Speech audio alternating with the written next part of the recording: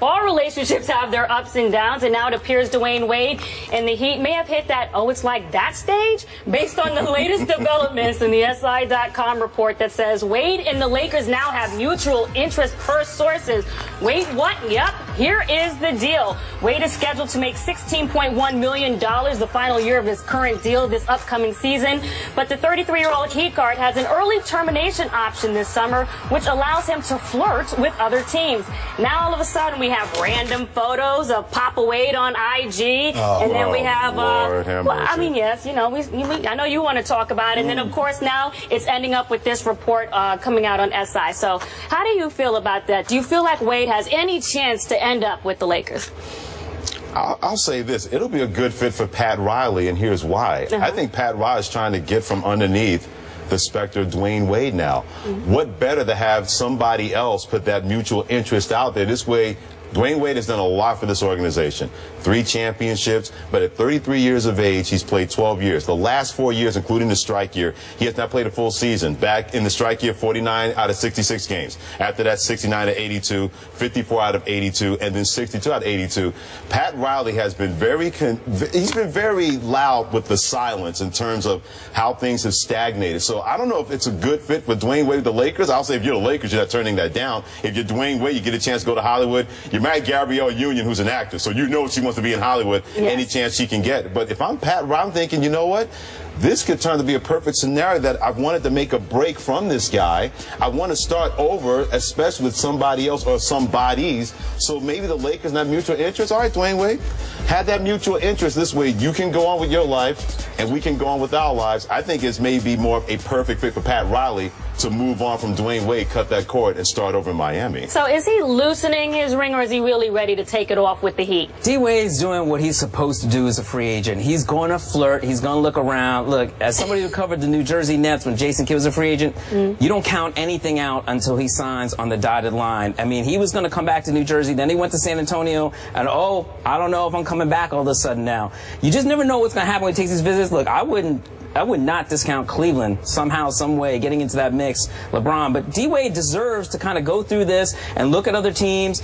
After what LeBron kind of did to him last year, left him hanging in the wind for a little bit there, he kind of sacrificed all that money for LeBron to come back. I will say this, though, he is Mr. Miami. You know, and if you're going to sell this whole thing, and George knows this, you're a Heat for life and all that stuff, you got to bring D-Wade back. And if I'm D-Wade, Miami's got a better chance to win than L.A. You're going to play with Kobe. It's still Kobe's team. You know what I mean? So, and I get it. Hollywood's great for Gabrielle. Everything would work out well. But I think in the end, it's probably going to come down to maybe Cleveland or Miami. I mean, you don't even really know what's going on with Chris Bosh and his health. Do you feel like he should come back to Miami? I think he should, because I agree with Ohm. I think if they bring back Dragic and Bosh and Whiteside can keep it together, I think that all of a sudden that team is a team that's a maybe top 4 or 5 seed in the Eastern Conference. So you've got a better shot. Where the Lakers, look, as much as we love Kobe Bryant, he's one of the greatest players of all time. That team is a 30-win team, man. Like, let's be honest with each other here, at least for one more season, and then we'll see how it goes from there. But here's the thing about Dwayne Wade. I'm mad at him. I am mad at him. Look, you got to do what you got to do. And here's the thing. You remember when Drake sang side pieces at the ESPYs? Oh, Lord. That's what the Lakers are here right now. How's that? Because it's all about, hey, Pat. Oh, you know, I know Cleveland can only pay me the mid-level or the taxpayers mid-level, but you know what? The Lakers can pay me more than $15 million. And they got Kobe, Julius Randle. And Gabby, get the number 2. Gabby can go back to L.A. We're all good. So that's all this is. This is all about, hey, I got to show some leverage some way, somehow. Well, that's a real attractive option, though. Yeah, not from a basketball perspective, I don't think. I'm just saying, I'm talking about you have the Gabby aspect, you can make her happy. No, it makes some sense. You've got some good pieces. I mean, it's not like it's totally a... I think that if Dwayne left Miami, L.A. would be the most viable option, whether it was the Lakers or if the Clippers could make it work somehow, though I don't think they don't have many options, much like Cleveland. They're kind of capped out. But here's the thing. If you're Dwayne Wade, get what you can get, because you've sacrificed approximately $20 to $25 million over the last several years.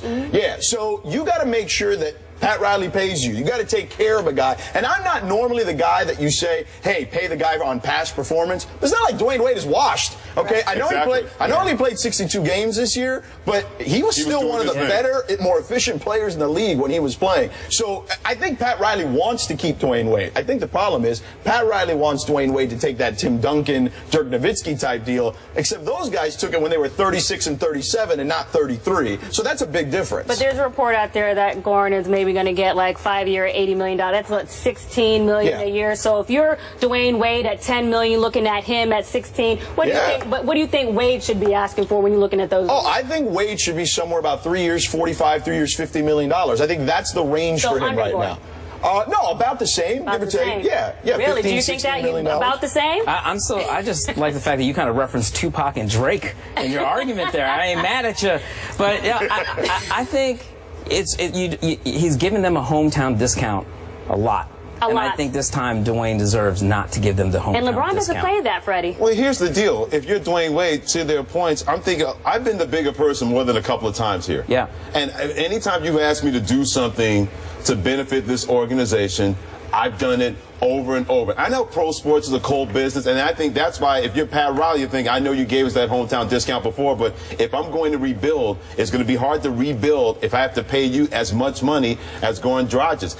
I think Pat Riley's looking at it from the business standpoint of, yeah, I know you gave us hometown discount, but you know, times change. What did they say in the movie Larry Clown? Times are tough. Yeah. Well, times are tough for Miami. If they're going to rebuild, if you can't count on Dwayne Wade as much as you thought you could, even though he was very productive in a short amount of time last year, not playing 82 games, that's a decision that Pat Riley should look at for the overall health of the franchise and not the overall mental health or fiscal health for Dwayne Wade. What Pat Riley wants, Josina, is to be able to get in a room, whether he lands them or not. He wants to be able to get in a room with Kevin Durant. That's what he wants. And they need to come in at a certain number for all those guys, specifically Goran and Dwayne, so they can at least get themselves in that position. And let's not forget Hassan Whiteside, if he has another big year, he's got to get paid too, so they got to make sure to figure all that out. You know Riles has something up his sleeve for the future, and Dwayne Wade really only factors in, look, he will be, even if he were to leave for a one-year deal, he can always come back to Miami, but he'll always have a place in that organization like Alonzo Mourning. Dwayne Wade will probably have a job with the Heat long after he's done playing. But I don't think he cares about that stuff. Yeah. I don't think Dwayne Wade cares to be a guy who's going to be in the organization forever. I don't think that's on his radar, because Dwayne Wade still thinks he can be Dwayne Wade. Right. And we saw when he's on the floor, he can still be Dwayne Wade. And remember this, after next season, salary cap goes north of $89 million. The season after that, it goes north of $110 million.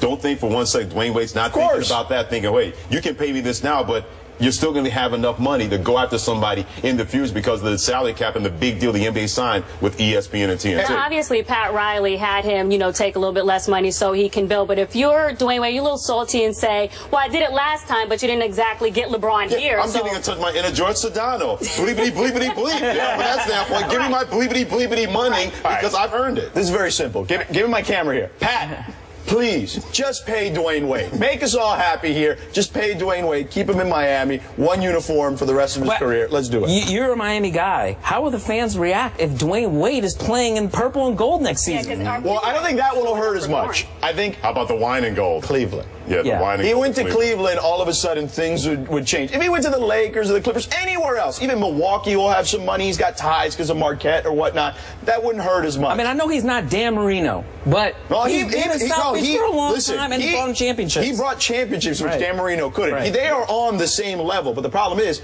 Pat Riley is also on that level, too. He brought basketball to Miami. I know they were an expansion team in the 80s, but in 95, when Pat came there, they became a destination. So it's going to be interesting. I don't know. I think people would be divided on that. It's called a loyalty fee. You got him at $15 million. I'm saying maybe about 17 to 18 because people are coming to see Dwayne Wade and not your boy. D-Wade, Gabby, we got you. It's not our money. What do we care? All right, well, speaking of the NBA draft is 4 days away, but we are asking if you could draft anyone, whoever played, who would you get drafted in the top 5? That debate is next. And welcome to the start of another sports week filled with plenty of topics for us to get at to stay ahead of the game and see what's coming up on the show. All you have to do is go to our Instagram page where you can also leave your takes. Back after this.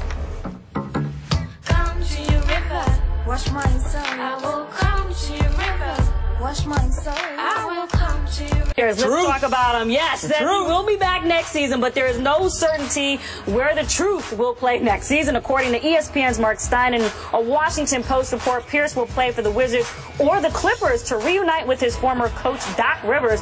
What is a better fit for him, though, the Clippers or the Wizards? I'll let you go first. You know what? I was there when he said that he didn't know if he was going to come back, and he was very emotional after making that three that didn't count. I mean, he looked like somebody had just taken his heart out of his chest. And I was like, you know what? He's coming back. I know he's not retiring. He loves this game too much. And I think the Wizards, he was able to do everything with the Wizards that the Brooklyn Nets wanted him to do with Darren Williams and that crew. But that crew, which they were a bunch of veterans, John Wall, Bradley Beal, listen. But I think as good of a fit as he is with the Wizards, I think he loves Doc Rivers. I think he loves Los Angeles. And I think the Clippers are probably closer to perhaps winning a championship than that Washington Wizards team, even though the Wizards are in the East. How do you feel about that? Oh, I agree wholeheartedly. Hometown there, Los Angeles, his relationship with Rivers. And here's the thing. I got into this a little bit over the weekend when that story came out with somebody on Twitter who was like, oh, but the Clippers, they run and gun and this, that, and the other. And I looked it up, and there's only one possession as far as pace per 100 possessions difference between the Wizards and the Clippers. So, look, you're going to have to manage his minutes anyway because he's up in age. And but Doc does a great job at that. Absolutely. So I think that's going to factor in. And, yes, they are closer to winning a championship. You've got Chris Paul. You got Blake Griffin. They need a small forward now that Matt Barnes is in there. Yeah. You have him also kind of take Lance under the wing a little bit. I think Lance can be very productive in that Clippers locker room and with that Clippers team. So I think that it all works itself out for Doc to bring Paul Pierce to Los Angeles. Any chance from a Washington Wizards?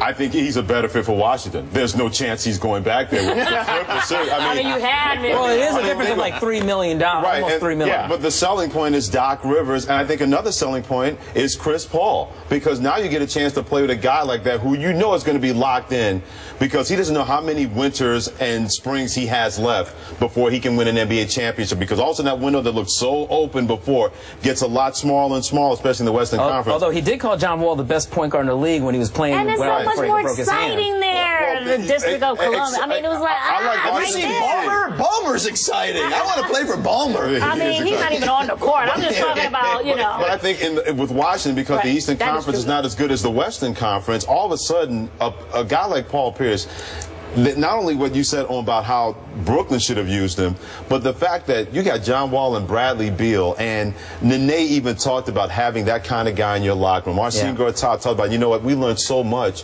about being better men with having Paul Pierce in our locker room. That's why I think from that standpoint, it's a better fit for him to stay there.